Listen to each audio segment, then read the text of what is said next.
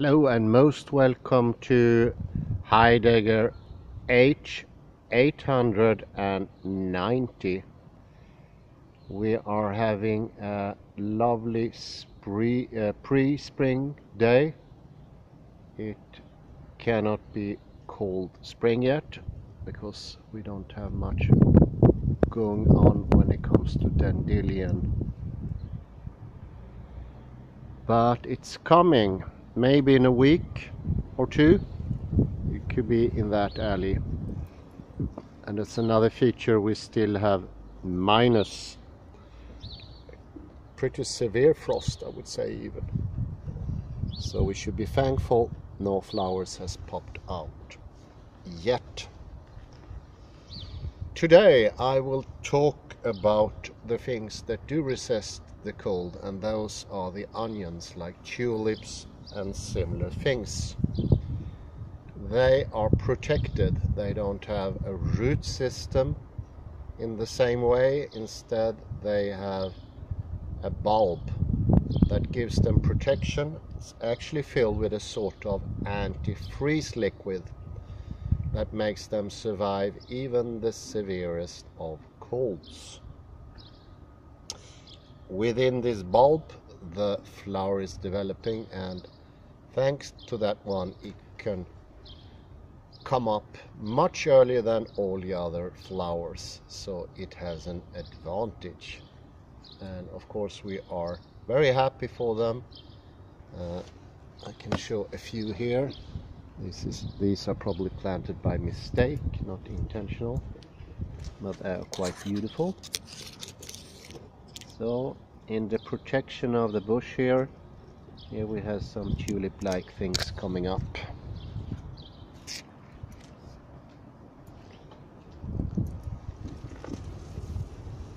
Something similar that resists all effects of reality I should talk about today. Something that is even more bulb-like. It doesn't have connection to the world at all. So take the bulb and try to think of something even more isolated. Once more, I would dwell into the other side of the fixated world, and I will dwell into a specific subject: our modern adult thinking. I have put this earlier to the scene, especially in the lectures when we took up the Israeli book writer Ariely. Sharon, I think his name was. No, that's Premier. Well, Ari anyway. And he showed that we are strictly illogical today, irrational in our decision making. We do our decisions by pure chance. There is no thinking going on any longer. And he also took up that everybody are perceiving. They are under the illusion that they are doing some thinking. And this discrepancy is most interesting, and this rather small subject is today's lecture, which I named rather clumsily Details and Objects, and what is thinking in contrast to rumination or a muddle thought. Rumination is when we keep thinking the same thing incessantly. Very common today. An estimation says that maybe 60 to 70% are doing rumination, and it's disastrous for all planning. It breaks down our actuating agent that is in the prefrontal cortex. It also disrupts the cerebellum, the lillhjärna in Swedish, and makes action slow, unclear, and planning becomes, as Ari says, irrational. I will look up his name and try to put it into the link. This is the most modern and common complaint. And the reason is that there are so many pre-established objects, functions and relations, cause and effects that are already established in our system, so to speak. And we use these like Lego things to construct a plan of some sort. It could sound something like this. I will later, this is an actual thing, it's going to happen. I'm going to the pharmacy later. I'm going to take some medications out. And I construct this with these Lego joints. I go to the Wiesegränsplatsen. I take a cue paper. Either I go look for non-recipe things, or I took a recipe things. Both are viable. And then I go to the cashier, I show my legitimation, I get my things, I pay up, I put it into a bag, or I put it into my satchel, and so on and so on. This is not planning, this is rumination. This is repeating what things we earlier done, and we make a preemptive take on what reality is instead of thinking. Thinking is always new. All things put together is not thinking. That's a manner of explaining. And this was already investigated by Edward de Bono in the late 70s. And this is something we use to explain for ourselves what we have done, or for others. Logic is also partly in that category, but it cannot be used for thinking. It actually disrupts thinking and makes planning impossible.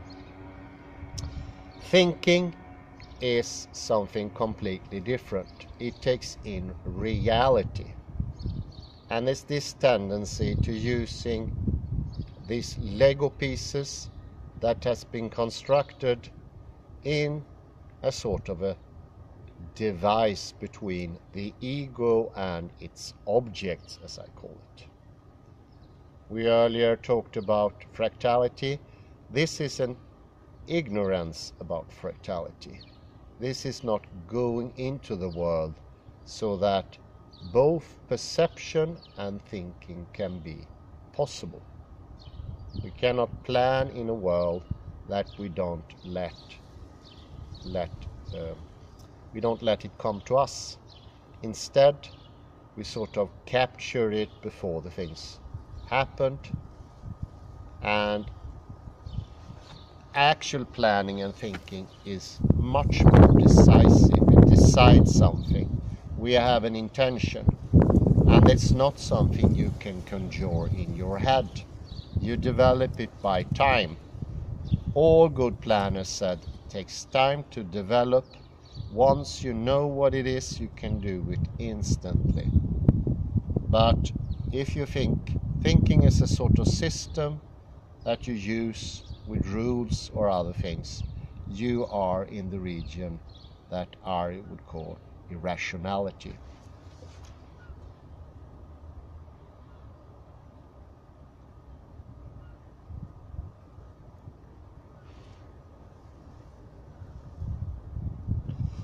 Let's go back to the existences.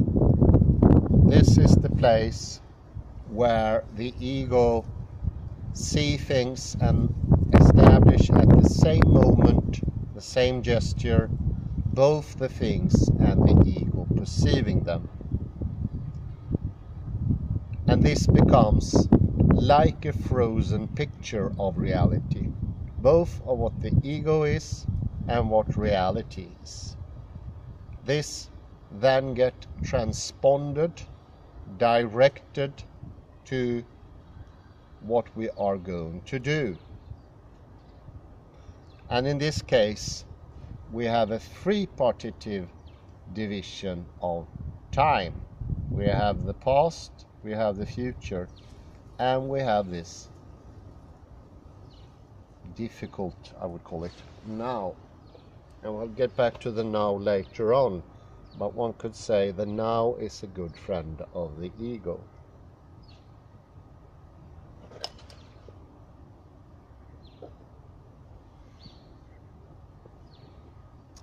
The objects that gets established, that take up place both in what could be an exogenous space, that is outside space, but also in the endogenous space of our thinking space. So we need to negotiate and module these objects and their different causal relationship in a linear time that we sort of make up in under the surveillance of the ego, and we displace or replace the object in this makeshift world, in this bulb of the onion, with no connection to reality and something that gets its confirmation by itself, inside itself. The ego says that was a good plan, or the ego said that was a bad plan, but it closes the thing, and just because the plan wasn't possible to execute, that proves that we are still in a reality. But the chance-like character of the reality proves it was the true reality. We were outside and we were thinking correctly in some way, but it didn't turn out right. This haphazard property of reality is a clear indication that something is amiss. Our intention is not in with it. Our attention has become so weakened by years of having this construct that sort of stops development for the first, and the second is it does not bring any energy to decisions. You're not working out. You are waiting for something to come in, which is an idea you have. This is not how reality works. And you sort of perceive that, and then you calculate.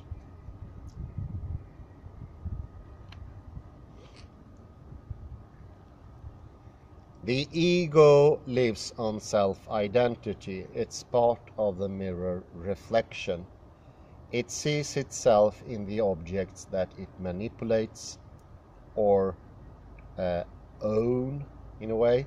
It owns the experience of the object, and that owned object become later memories, the prehistory of the ego. And the ego also gets a sort of linear history, the cause and effect of the glue between each moment. But each moment doesn't connect to anything else, and that is very important. When we talk about linear time, it is actually full of dots. There's no connection between them, because each now is a frozen picture of something that is more vivid, more open, and not disjunct, that is divided in that manner.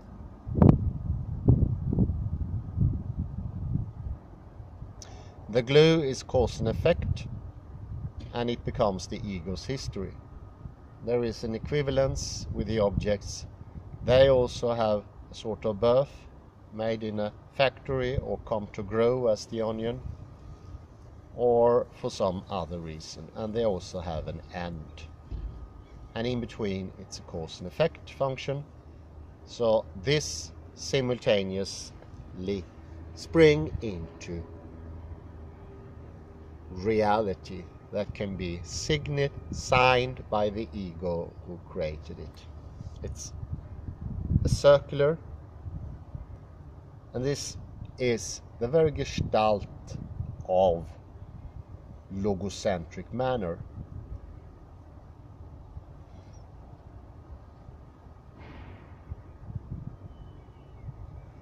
It tries to capture things in advance, and the whole world is claimed before anything happens.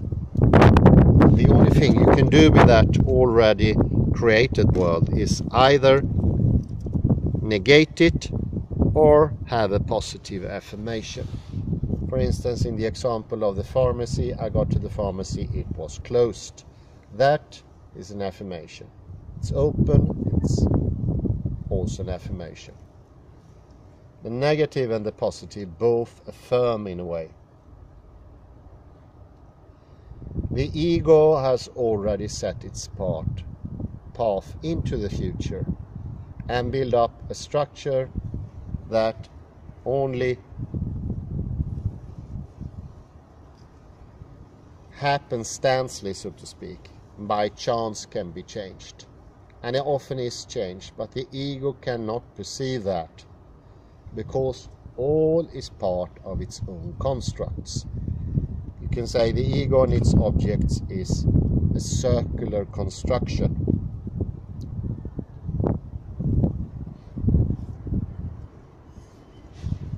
And for the planning, that ego often call it, it takes knowledge from the past that has been captured, conquered by the ego, limited to the scope of the ego, which is very limiting, so it becomes just a shrapnel of that reality, and it's completely random what part of reality that gets chosen as to be under the ownership of the ego's memory, so to speak. Let me just add some water.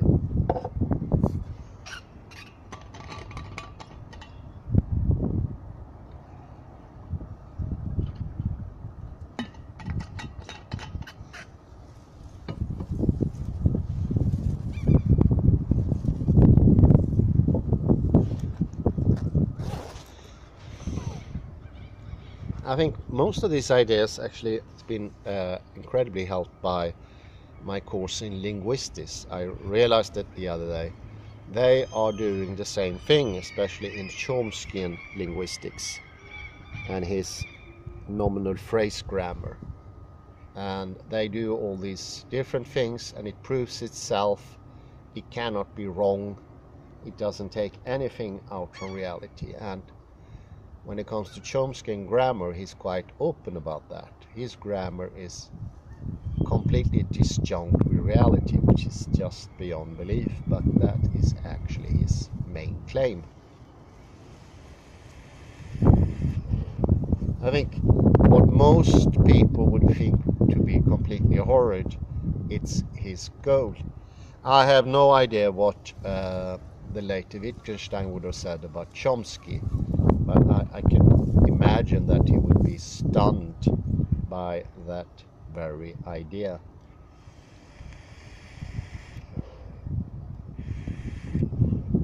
Chomskyan grammar is often called transformative grammar. It's self-generating, and it also interlocks in a now, and that now is where the transformation currently are situated, and that explains why all languages are one and the same.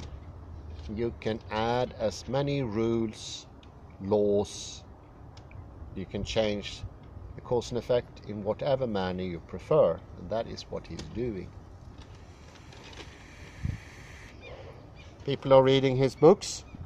They even have classes. I had a 5-point class, it's 7.5 today, and it was all about these transformations.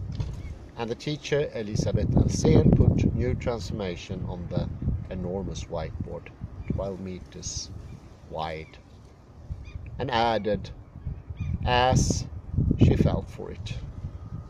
It's very similar to these constructs of the ego.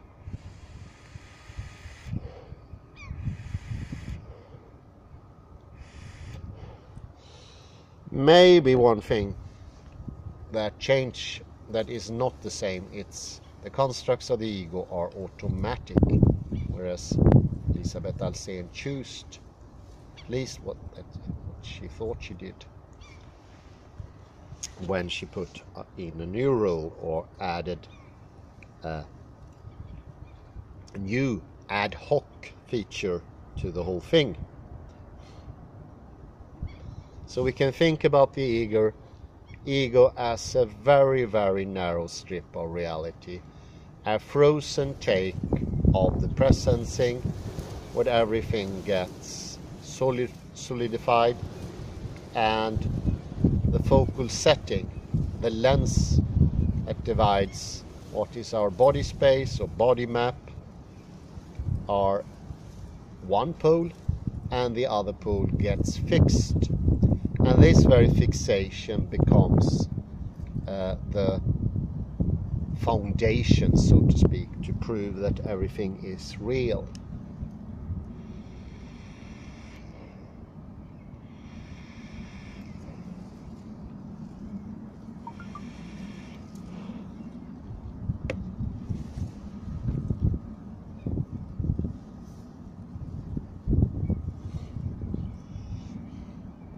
The whole principle, make sure that everything that's being sent out comes back in the same way.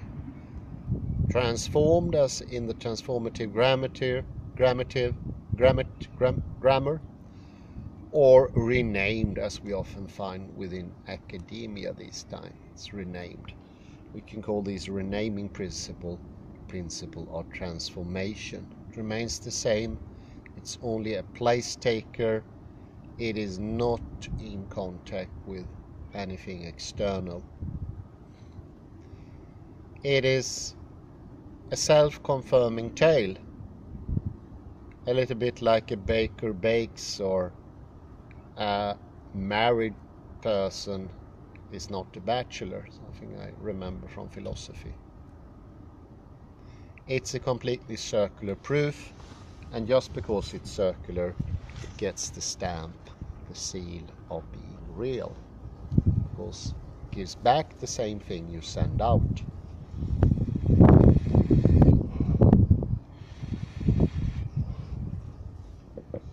This is of course in meridian difference.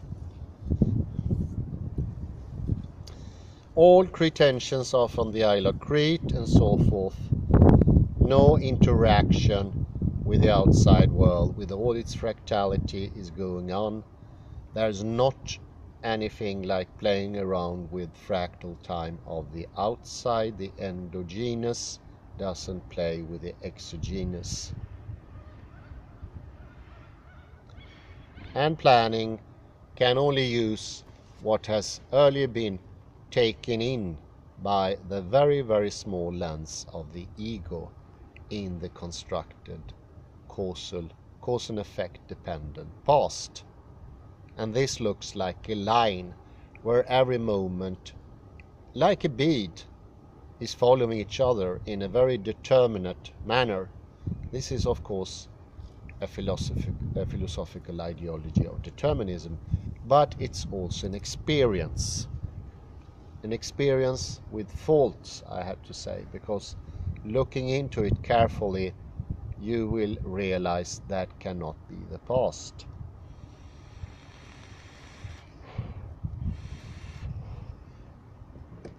The further you get into this, the more you will realize it doesn't have the aroma, the flair, or the taint of being real. It is more of something self-confirmed and always true, even if it turns out to be wrong, like the closed pharmacy. It is completely cut out from past and future, and that is very important, because this is one of the locking devices of the ego, and that's this precious thing called the now. There, it's not a happenstance, it's called the logophysics, or the logocentrism, or the metaphysics of presence. presence is absolutely vital to the ego. And in the ego's eyes, being present is not about awareness, it's just the opposite. It's by taking a differentiation to the absent. It defines itself only. It is not something that comes up. It just defines itself to what it is not. It's in constant contradiction to past and future, the absent. And there is where the now gets its energy. There and only. Not from being vivid, real, flavorful, colorful, fractal, if you like. No, just in a parasitic way by pushing down future and past. That is its energy. It's only energy, and the living locus of the ego is this ever-moving now that makes up the moments connected in the bead. But that's not a good connection, and the ego is constantly new in every moment because it's dependent of the objects that gets created in the very same moment. So you cannot say that the ego creates the objects. Neither can you say the objects are creating the ego. They come up completely simultaneously. And there being no time lag makes it so difficult to get underneath these. The mirror helps fantastically, because once you start thinking about that very thin film of the metal paper behind the mirror, you understand that there is a difference somewhere.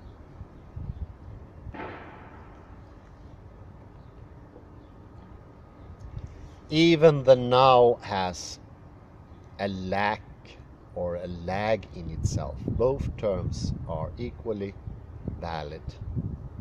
It is not absolutely now. Now can be said never to be self-identical. And that's the most important myth of the ego or of the now.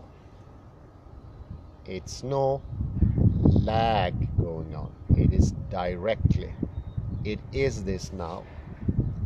And this now becomes this strained only point that is living. Things cannot live in the past and the future. That's the tale of the ego / now and objects. This is so miraculously explained by Husserl and Henri Bergson. Instead of talking about a now in the term of an existence, an ontic now, he says now is just here, awareness. And the time that exists is probation and retention.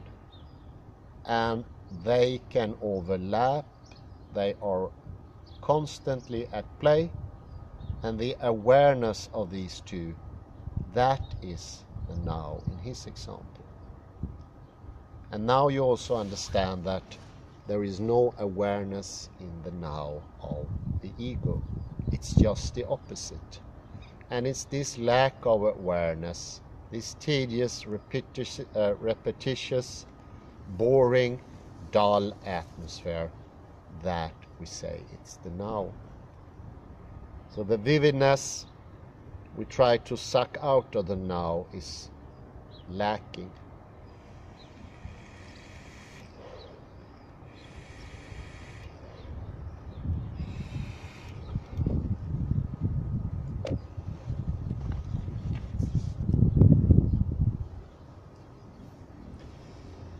And this is also the coming to life, the polarities, the crude polarities, the coarse polarities between subject and object, good or bad, wrong, right, truth, false.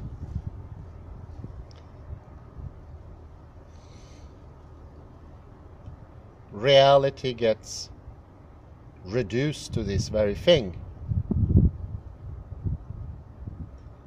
And the now has its counterpart in localization. So the now can be compared to the origo in the coordinate system. It's a static point. The now is also a static point. It's a freezing of something that is more open, vivid, moving, active, permanent. Because there's no permanence in this now. It's just a short, limited take. It's made out of unknowingness. And we get used to this, and this now we cling to even more and more, because this is all we have, and we think the right way to go about it is to go even further into this now.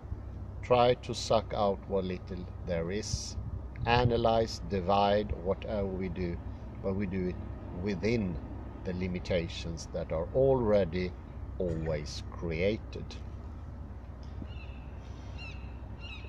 And it's hard to get out. Remember, the ego and the objects are coming to existence at exactly the same time. Let's make it a bit hard to get around. And this is the sense of the past being distance, being in the shadow, so to speak. This is why we forget, because each little detail is owned by the ego, and the ego needs to fill its bag with all the memories, and it just gets fuller and fuller and fuller. And this is a literal fullness, whereas in the ego take it's not literal, it's metaphorical, which makes it so much harder to deal with. It's like saying that the car stopping on the highway is metaphorical. That will stop you from doing anything about it. And this is the lack in this picture of intention. Intention disappears directly once everything freezes into a now, a limited now, and this fight against absence starts. And you want to, well, every time you go into the now, you make it sharper, smaller, less and less to stand on, and it counterparts, it localizations of things go hand in hand, because we need a defining now to have a point in the coordinate system. X, Y, Z need a timeline and a specific now, and it's this very narrow take on what simultaneity is. So it's an origo and a now that locks the timeline and the coordinate system, and it's a freezing, and it's a literal freezing of yourself. Once you go into the now, you shut everything around you out, the past and the future time-wise, but also the behind you, which is the past, and above you is equally the depth of time. That also gets shut out. And once you re-enter the spatial sphere, it gets so much easier to get into the time frame, the fractal time. So you need to allow space to enter into your life, because this blockage is a lack of spaciousness. The little point that is the ego is a lack of space. It's also a lack of knowledge.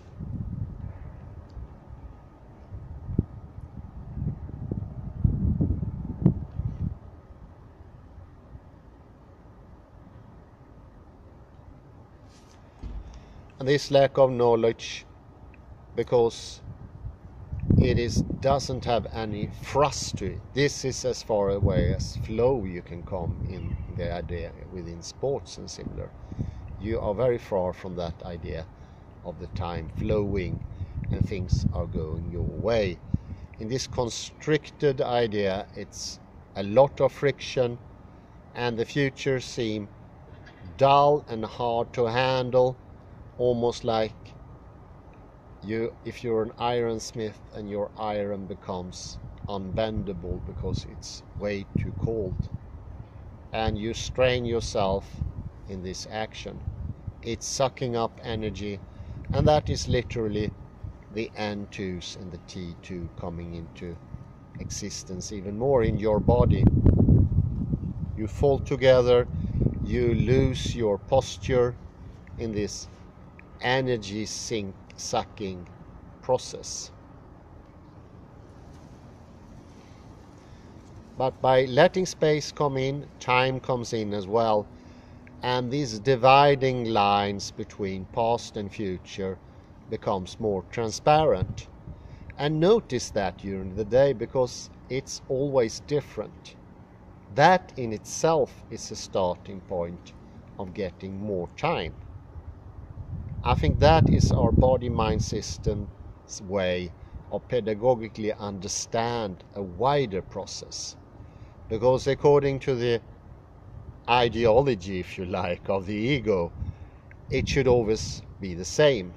But once you notice it's not the same, you get a experience proof, which is the only proof that will work, that something amiss, something is not working to what is promised from the beginning. It's always changing. Once you feel more openness, and the next moment is less openness, and you start striving for the more openness, because you get more focus and you start prefer awareness to this now. Awareness is much more delightful. It also gives you more chance of lightening up everything, and you no longer have to add things to each other in the old manner of them all being separated. You can still keep them all separated as they are, but having them as a whole at the same time. And you realize there is no contradiction in this. And sort of contradictions and the fixation they make is what locks the whole structure, the whole device of ego and things coming to existence at the same time, becoming ontic. So the ontic movement is forced by that. That is its thrust from the beginning.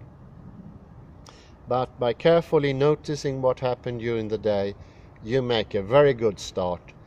And actually, once you're starting to unravel these distinctions, you will not stop, because it's so fantastic, it's so delightful, and this is the way to more creativity as well. And I dedicate this lecture to poor deceased Edvard de Bono, because he helped a lot to come to this particular deconstruction. I say thank you very much, and I wish you a very pleasant afternoon. Bye bye for now.